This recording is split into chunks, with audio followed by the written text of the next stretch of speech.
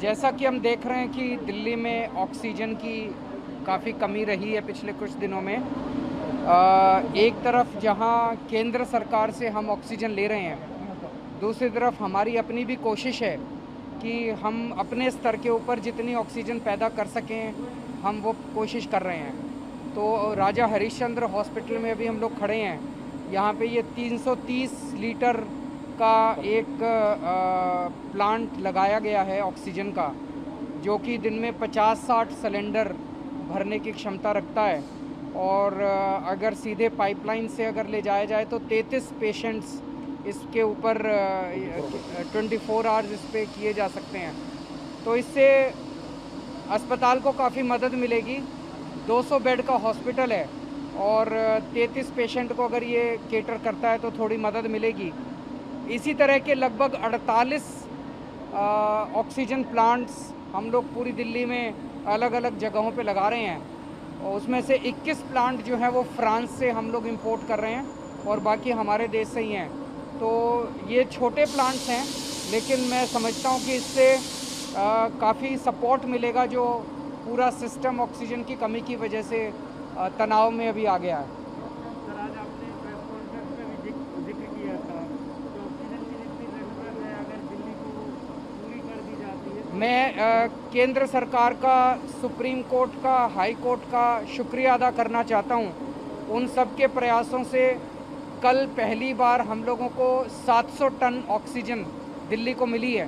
नहीं तो किसी दिन 300 मिलती थी, किसी दिन 320 मिलती थी, 400, 450। पहली बार कल 700 टन ऑक्सीजन मिली है।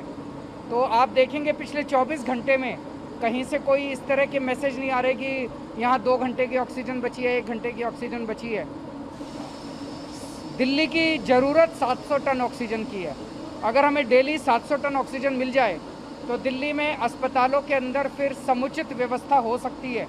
जैसे अभी डॉक्टर साहब से मैं बात कर रहा था, यहाँ के एमएस हैं, ये बता रहे हैं कि 200 बेड है इनके पास लेकिन लगभग 40-50 बेड ये भर नहीं पा रहे क्योंकि ऑक्सीजन की कमी है। अगर ऑक्सीजन सफिशिएंट मिल जाए तो 40 बेड यहाँ पे तुरंत तैयार हो सकते हैं। ऐसे कई सारे हॉस्पिटल्स हैं जिन लोगों ने अपने बेड कम कर दिए क्योंकि वो ऑक्सीजन की कमी की वजह से बेड नहीं बढ़ा पा रहे। तो एक तो अगर ऑक्सीजन सफिशिएंट आ जाएगी तो जो सारे हॉस्पिटल्स हैं दिल्ली के, वो अपनी पूरी क्षमता पे काम करेंगे।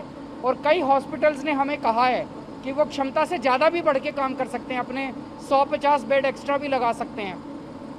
अभी महामारी का दौर है तो अभी तो समय है, हमें ज़्यादा से ज़्यादा बेड बढ़ाने की ज़रूरत है। आखिरी सवाल है सर, वैक्सीनेशन भी शुरू हो गया है 18 साल के जो ऊपर के लोग हैं, वो एक बहुत बड़ा टूल है कि एंड ऑफ द डे उसी से। तो मैं अभी पिछले 3 दिन से दिल्ली में 18 से 45 साल की उम्र के बच्चों का शुरू हुआ है, युवाओं का, और युवाओं में बहुत ज़्यादा जोश देखने को मिल रहा है। मैं कई सारे सेंटर्स में घूम के आया हूँ और खूब बढ़ चढ़ के युवा आ रहे हैं और मेरे पास खूब मैसेजेस भी आ रहे हैं युवाओं के, जिसमें वो लिख रहे हैं कि दिल्ली सरकार का अरेंजमेंट बहुत अच्छा है, स्कूल्स के अरेंजमेंट अंदर जो किया है। तो मैं सभी युवाओं से अपील करना चाहता हूँ कि आप भी लगवाइए, अपने माँ बाप को भी लगवाइए, अपने घर में सबको लगवाइए। कोई भी अंत पंत में तो वैक्सीनेशन ही इसका सल्यूशन है। हम नहीं चाहते कि कोई भी बीमार हो।